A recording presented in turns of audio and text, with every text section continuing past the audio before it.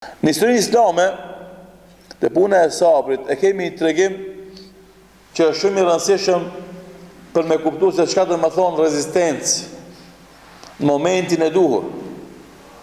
Dhe sa ajo rezistencë, nëse vjen në momentin e duhur, na ndihmon Allahu Dhul Xhelal që të kalojmë sprovat e ngjashme të mëdha.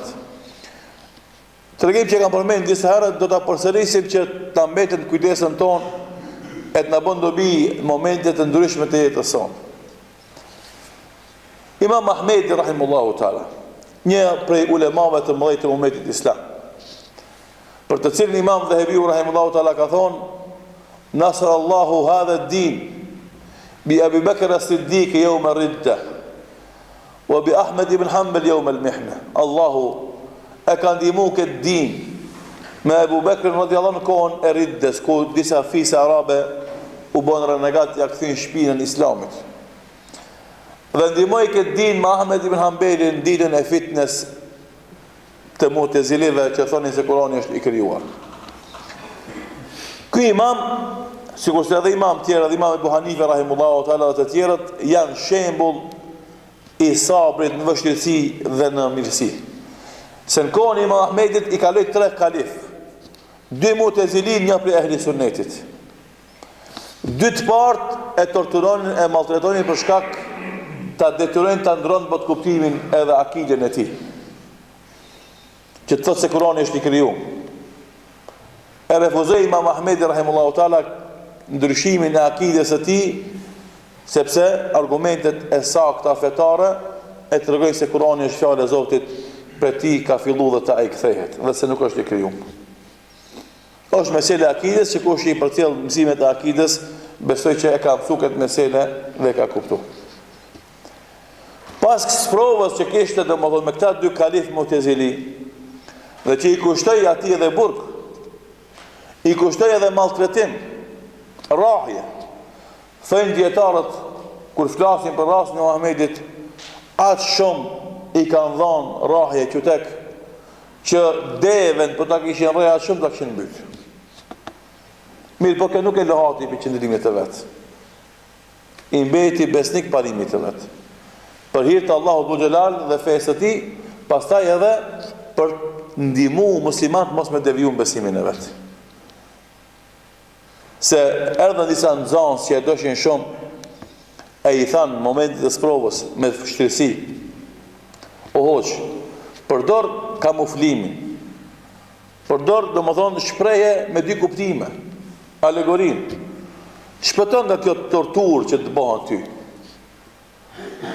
Pastaj ndrohet pushteti, e vazhdon të sharimin e të vërtetës. I tha këtyre nxënësve vet: "Po dilni nga shtëpia jeme, dilni në borshini për ballat që ka. Kur dalin e shohin një grumull i madh i njerëzve pret çfarë lajmi ka me dalë nga shtëpia e Imam Ahmedit.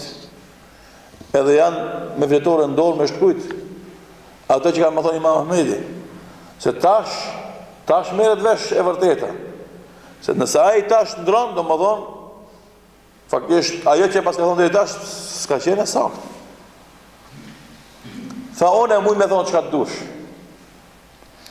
Mirë, po do të ngelet në histori e përcjellën prej meje se Imam Ahmedi ka thonë se Kurani është i krijuar. E ky besim është i gabuar. E do të bëhem shkak për devijimin e shumë miliona njerëzve." Shikoni, lakpamësia e ulemave. E para për i Zotit, se kjo është besimi i tij i shëndosh. E dyta për hir tonin muslimanëve. Se qëndrimet e hoxhallarëve dhe ulemave nuk janë qëndrime personale, vetëm. Pa të janë figura publike dhe qëndrimet e tyre janë publike. Ato qëndrime pas e bëhen referencë për krejt njerëzit sa të janë gjallë. Për këtë shkak të gjithë hoxhallarët e mirëfillt ulema kanë qenë shumë të vëmendshëm këtë çështje. E dini atë tregimin e atij hoxhës që pushtetari kishte thonë: "Ose ki mangur me zhderi, ose ka me të mit." Kusht? Thash me zhderi ose për publik, në publike, ose për ndryshe burgosi edhe dënem me vdekje. Ishte orvajtje për të nënçmu hoxhën. Edhe normalisht për t'ja pamundsu alternativat mund shme të mira, sakta. Kuzhinjeri ati mreti kështë qenë besimtar. Edhe ku i thot ki mretit, ti bësh përëdish mishderi që të hajë hoxha në publik para popullit, ki shkon e merë një dele, edhe përgatit.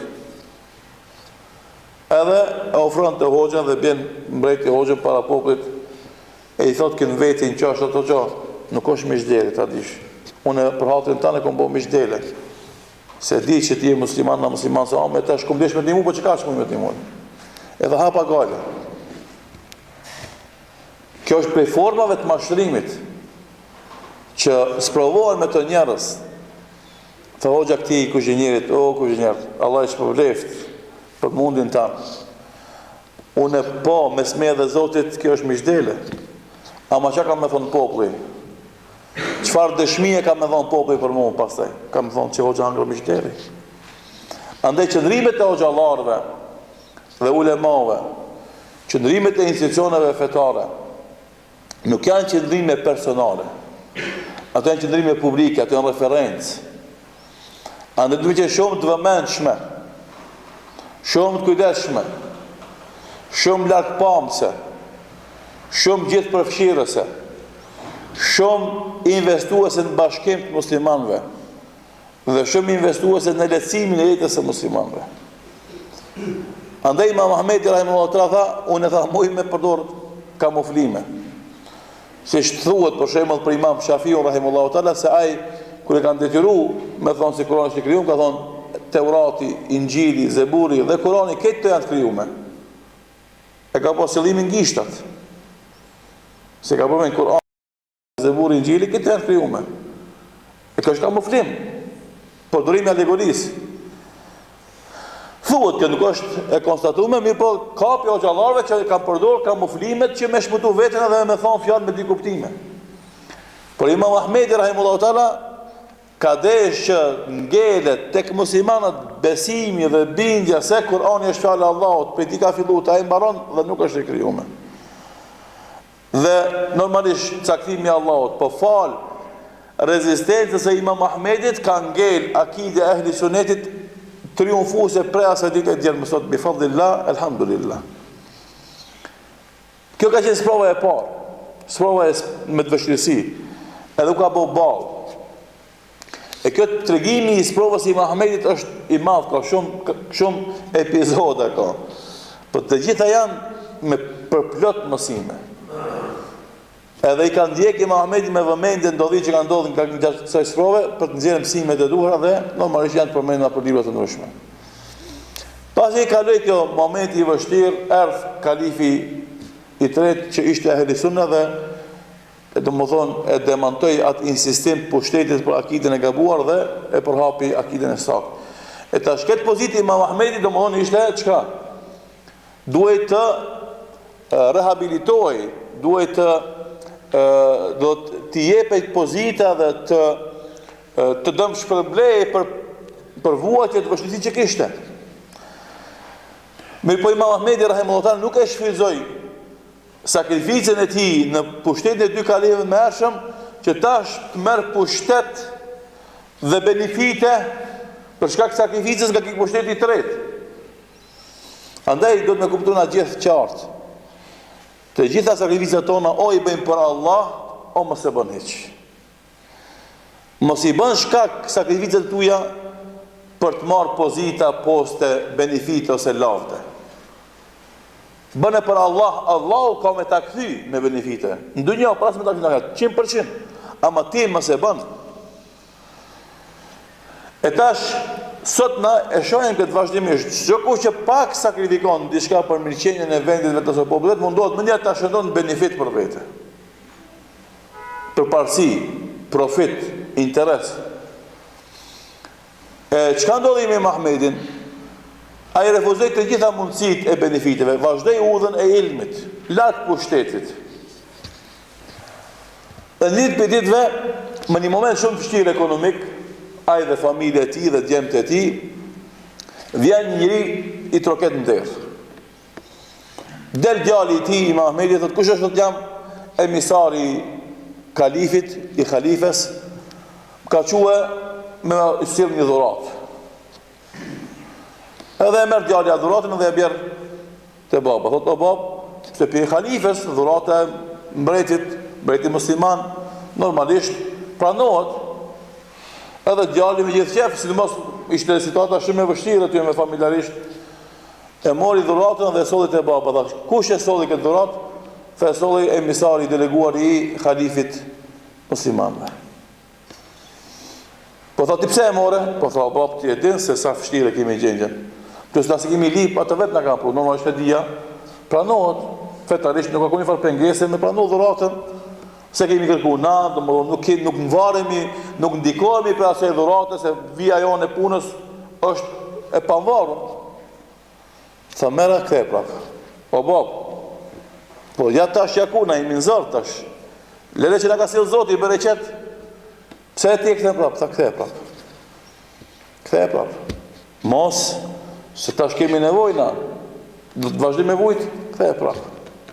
U sos, u vendos kjo punë, kthej mbrapa. Dhe ja kthej mbrapa dhuratën halifit musliman. Nuk e pranoj. Pse se pranoj? Se kjo është dhuratë, pa kur i farë interesi, pa kur i farë pranovije. Mi po nesër mund të qëndrohet në pengesë psiqike tek hoxha, që mës me thonë një fjalë me cilë ka me lidhnuat khalife. Pse? Thot, ma ka bo një të mirë. Që kurse na sot me shokë të do me gjematin tonë, ka në herë. Nëse dykosh na e bandë një të mirë, kur të folim, ha, o gjësi dhuti. Tash me folë kundër ati që të ka bo mirë, si mja prej shefin atja, i të ka bo mirë, të ka kujtu ku këtë të kanë haru. Dush me bo barabar, nëse je pak ma i mirë, as ka aj, as ka kjo edhe. Edhe të ndoshta dush me thonë, jo, ti ki ka bim, a mo do që ishbonë të këmë pasë në ndarë këtë je, po tash. Kjo është e blenjat jam, ki marrë darkë mu për Allah, po me boka vetja. Pse? Ka do gjemat, urin hoxalarve nga të afer, jo për me shërbi hoxën, po për me ngrit vetën, se unë e shërbi hoxën. A i realisht njëtë në ka të keqë, pra të në flasim qelë, ta korrigjem vetë vetën, se fundit këtë Allah kena më dhënë llogari. I rinë në hoxhës afër, jo për me shërbi hoxhën për Allah, se është respektimi i hoxhallarëve është prej fesë.